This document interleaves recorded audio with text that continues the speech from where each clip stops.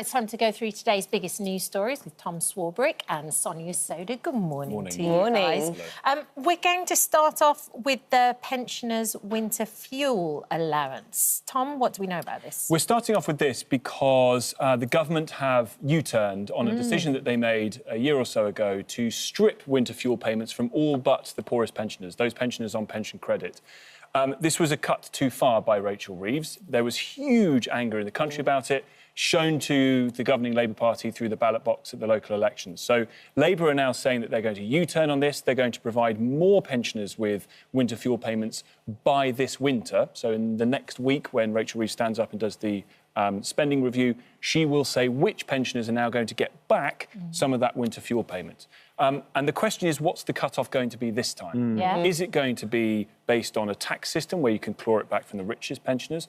Or, as is being reported in one of the papers today, one of the options is that where you have average household disposable income of under £37,000 a year, you might now be eligible for that winter fuel payment too.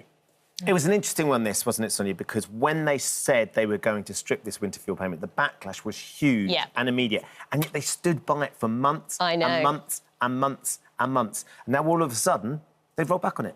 Yeah, and I think this is why some Labour MPs are quite annoyed about it, because they feel that the party has taken the hit for a policy, as you say, over a period of months when it was pretty obvious they were probably going to need to U-turn on it fairly soon afterwards.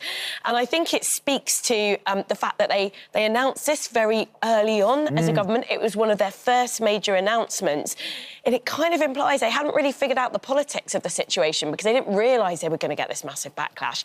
The biggest issue with what the government said it was going to do, really, is twofold. First of all, that pension credit threshold. It's quite a low threshold. So you've got pensioners just above that who aren't particularly well off, who can't afford to lose £300 a year.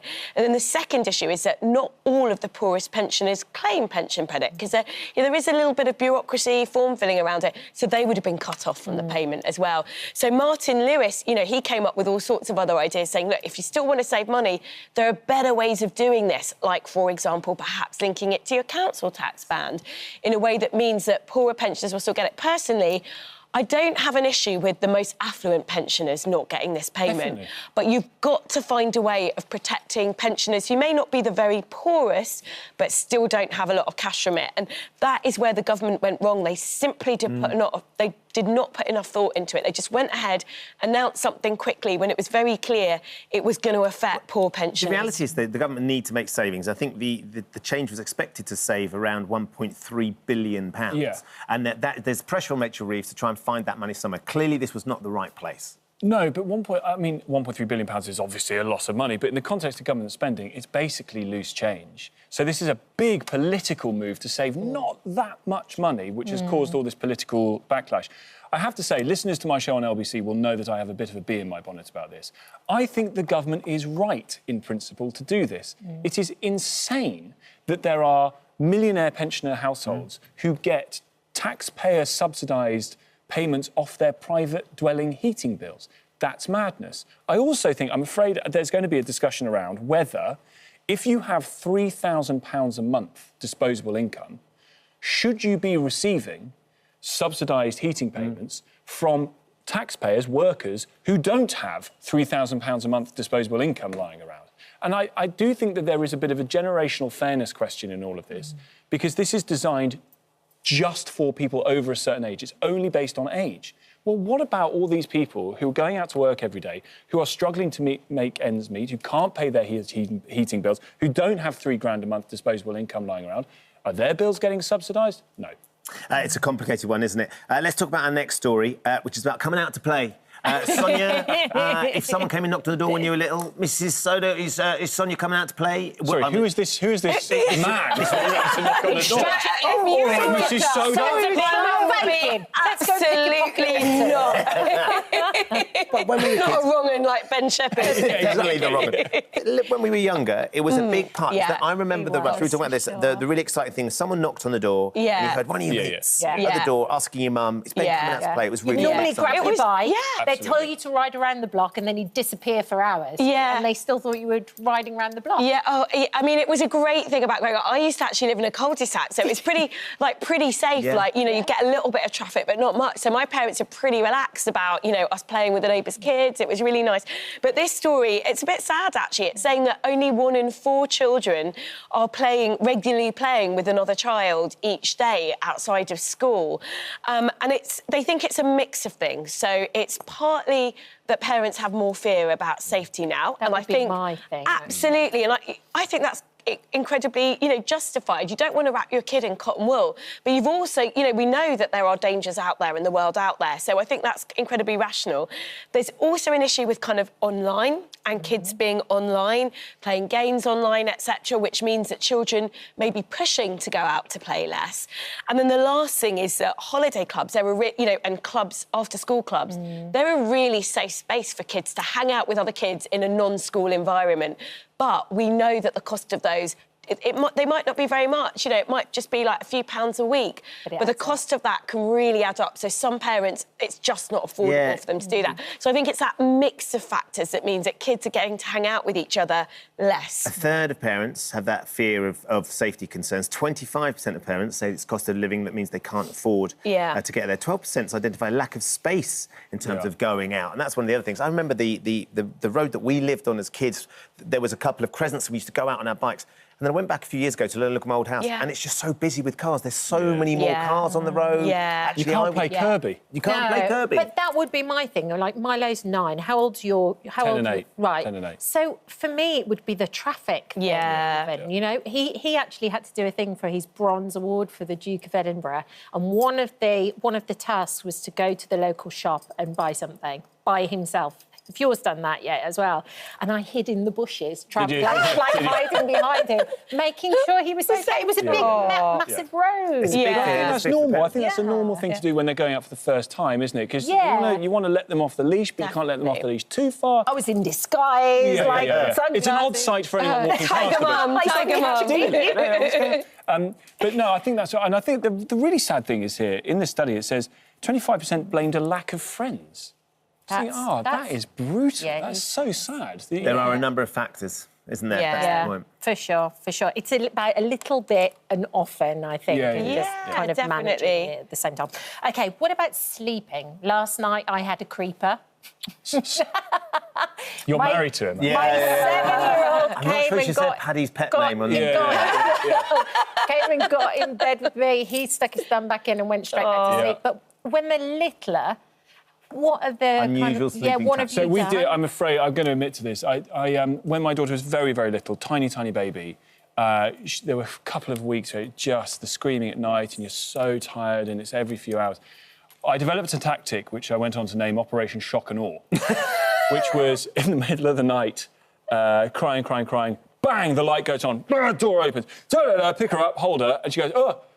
And has that startle reflex that tiny babies do, their Moro reflex or whatever it's called, like perfectly natural thing. Whoa! And then she stopped crying. And then because the lights are on, close her eyes, rock back, put her back in the thing. Operation Shock and Awe. I think you should trademark that, Tom, because you could probably make quite a lot of money out of it. I'm not sure, it's going to be all over Netflix. I don't think Meghan Markle is going to do Operation Shock and Awe anytime soon. Do you know what I mean? I realise it's an odd parenting technique, but it is. But it's not as extreme as some of the attempts. I mean, some parents. This is a survey. Teresa says I resorted to using a extractor fan over the hob once for my youngest after trying everything else. But you know that white noise really works. Really my sister uses that with her kids. She puts white noise on in the background on an iPad or something, and it can really work in keeping them asleep. I like the one which is the parent who recorded their business case study and played it to their child. So boring. But I think there is something which is exhausting being a new parent. I've seen it with my sister, but there is something quite natural as well about kids waking up and wanting their parents, and it's all about attachment. And it does make you tired, but I also think it's something that's quite natural, and it's okay. Louisa said, my little boy needs to rub my ears to fall asleep. At one point, point, we gave him a teddy with big ears. I attached hair extensions and sprayed it with my perfume to try and wean him off my ears. It didn't work. That's amazing. That is so funny. And then Molly says, my husband does an impersonation of Lorraine Kelly and it works every time. See, wow. How far does that impersonation go? And also, how do you find out about it as well? It's like your shock and... I think it's parents doing something once that makes their baby go to sleep and then they just... That's it, you've got to stay awake. Yeah, exactly. And you're like, it's that. That's the thing that worked. Who hasn't been in the car at 2 o'clock in the morning driving trying to get to sleep? Exactly. It is just so exhausting. My thing is, though, when I do my niece's bedtime, like, she likes me to stay there until she falls asleep. And I think, oh, she's fallen asleep at last. And I, like, creep out. It's like, no way. Auntie Sonia, where are you going? She's 18. So That's what mine will be like. She's 6. She's 6. Oh, bless her. Thank you. We're going through more of today's biggest stories now with Tom Swarbrick and Sonia Sodha. We're fresh off the blind date podium. I know. What's it on the catwalk? Oh, it was extraordinary. Great. I'm just really excited about going on the date with Tom now. Where are they going to send us, Tom? We'll have to come and report back. Well, actually... Shame that you're married. Talking about going away, this actually brings up our next story, which is essentially, are Brits favouring spending on holidays and wellness products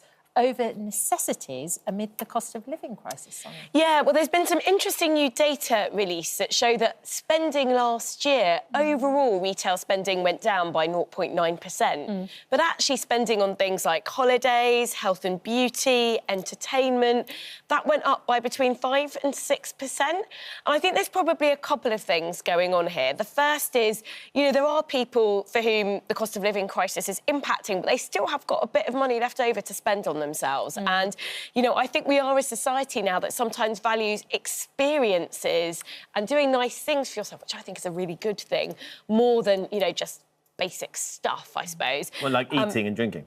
Yeah. That doesn't seem that basic. That seems quite important. Yeah, no, it's important. It's important. But, I mean, holidays are really... And there are people who really can't afford to take holidays, and that is such a shame. But if you can afford to take yourself off on holiday, I think it's just a really important part of life and enjoying life in the moment and remembering that you've got to take care of yourself. So I'm shaking head. I feel like this date that we're setting up on might not be... Oh, dear. We're just going to end up arguing the whole time, aren't we? I just didn't expect Ben to be such a materialist rather than a hedonist. Where's your sense of fun? I'm a hedonist. Look, life is so expensive. You feel at the moment, I think in this country at the moment, millions of people feel like they walk out their front door and they're charged 50 quid. I mean, it's just, everything is on top of people at the moment. People feel like they are working just purely to satisfy the tax man rather than to actually go and live. And so the idea of putting some money to go on a holiday somewhere where you can get it a bit cheaper or you can get a good deal or whatever, to spend some time with the children while they're young, because they're not young forever, or to spend some quality time with the family. Because what the hell are you in this for?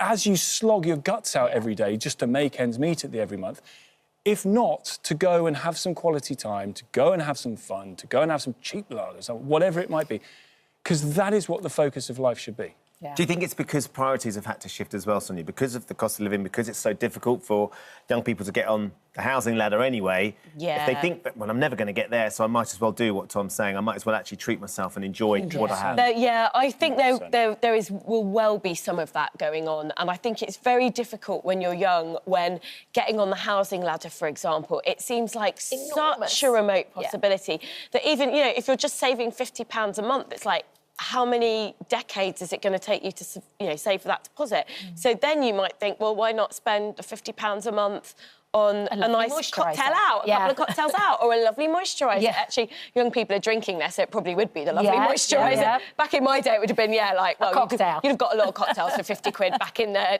early 2000s. Got a bucket for that. 50 quid. Just going to have a little update on Tom's beard. 50 Oh, yes, back to the really especially when we're coming to dating. Should Tom keep the beard? So far, 74% saying yes. Tom. And most importantly, I'm the person who's about to go on a date with him. I agree. Well, I was about to say, what does Mrs. Swarbrick think? Does she like it? Don't let that get in the way of the date. I mean, talk about back to reality, Kat. You just popped my bubble. I just think, this is honestly, this is just laziness. This isn't sculpting of any kind. Sometimes. When you go on holiday and you're just like, I can't be bothered to do anything other than sit in the sun. this is the result of that. I just haven't got out. Not on of it. holiday, Tom. I bet you are trying to keep the vibes going. When you shave it off, will it be white underneath then? It might possibly have a tan line, yeah. That's even more attractive. Ooh, let's up those numbers. You need to do not shave in that case. It's interesting we're having this debate and we're getting so into whether you being Hesut is the way forward for Miss Swarbrick, because here he comes. author and podcaster Aniki Somerville is lamenting the fact that her friends have lost the art of good conversation. She gets fed up with all of her friends sitting around telling them about their most recent domestic issues, building issues, radiator issues. That's the stuff of life. Where's the fun? So she's actually moaning about her friends talking about kitchen extensions. I actually think it's quite interesting. This day's going to be a long one. Your head and her extension. When my friends have got a big building project on, I actually quite like hearing about, their fancy extensions and whatnot.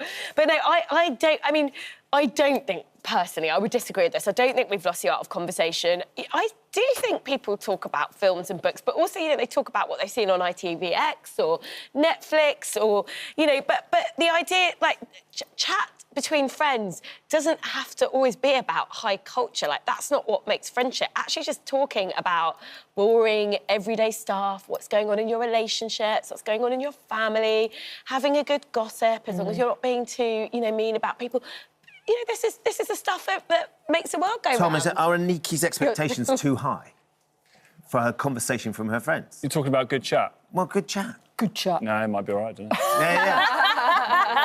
So are you should be on the radio. Are you happy with that level of chat? Listen, I can wear most things. To be honest with you, especially I can wear most things, given the job that we do. Just don't talk to me about your dream.